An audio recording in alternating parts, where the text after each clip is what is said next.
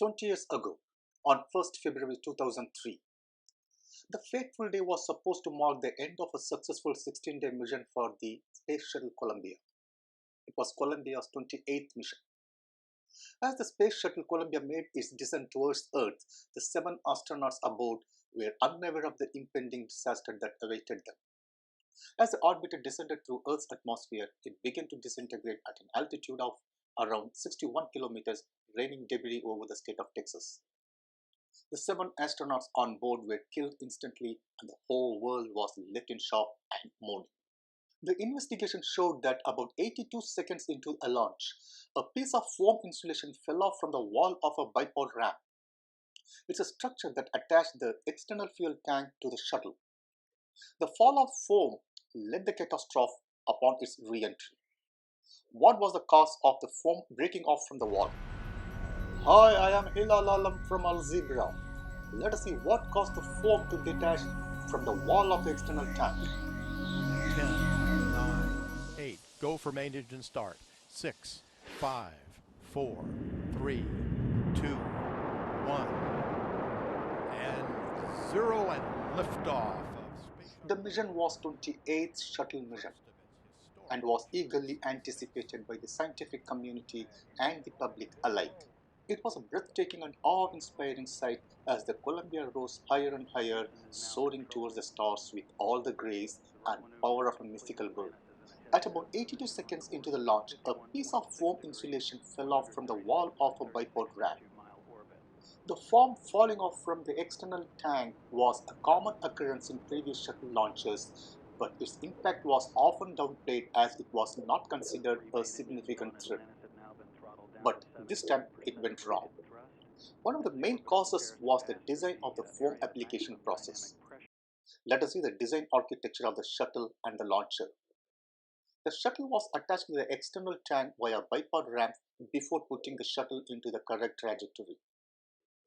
Earlier, the foam was attached to the bipod ramp using a substance called freon.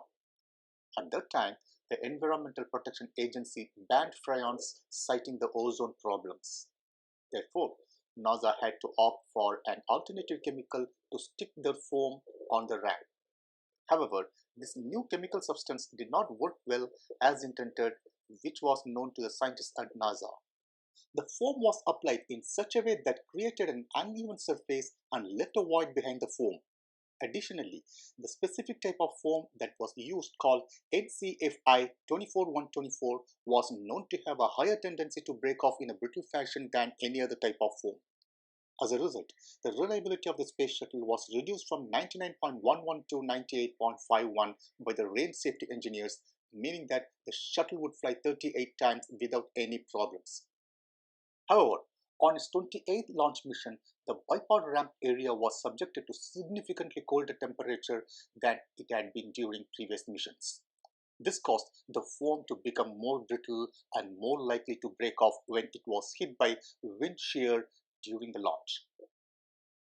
As I mentioned earlier, the incidents of foam falling from the shuttles were not uncommon and were considered not a serious problem. Hence, the crew was then informed of this. What the experts were not aware was that the foam that fell at the speed of about 877 km per hour had struck the left leading wing, tearing a hole in it. The piece of foam came detached during ascent was from the left bipod ramp. Its weight was around 725 grams.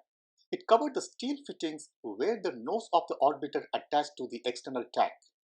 It detached at 81.7 seconds into flight while the shuttle was roughly at 20 km altitude, traveling at 705 km per hour.